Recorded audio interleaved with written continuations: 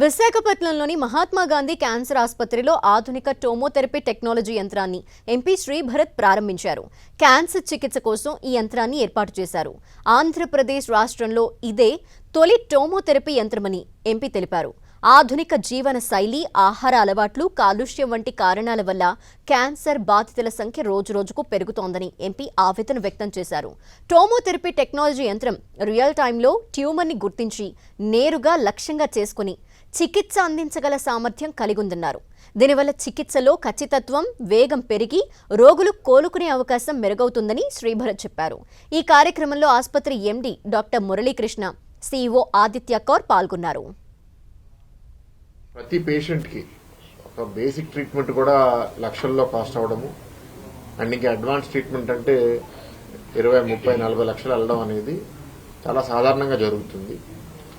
So దీనికి ఏదో ఒకటి మేము ఒక ప్రజాప్రతినిధులుగా ఏదో చేయాలనే ఆలోచన, ఎందుకంటే నేను క్యాన్సర్ హాస్పిటల్ బోర్డులో కూడా ఉన్నాను కాబట్టి ఇవాళ మురళి గారిని కోరేది ఏంటి అంటే మంచి ఎక్విప్మెంట్ తీసుకొచ్చారు. ఒక లైనాక్లో 10 నిమిషాలు పేషెంట్ని దాని మీద పెట్టి ట్రీట్ చేసే బదులు ఇక్కడ ఇదే టోమోథెరపీ మెషిన్లో లైనాక్ చేసే పని అండ్ సిటీ స్కాన్ చేసే పని. అంటే సిటీ స్కాన్ ఏం చేస్తుంది, స్కాన్ చేసి బాడీలో ఎక్కడ ట్యూమర్ ఉంది, ఆ ట్యూమర్ ఎట్లా ఉంది, ఏ రేట్లో పెరుగుతుంది అని సిటీ స్కాన్లో తెలిస్తే ఆ పేషెంట్ని లైనాక్ లోపలికి తీసుకెళ్లి దాని మీద రేడియేషన్ పెడితే ఆ ట్యూమర్ చచ్చిపోతుంది.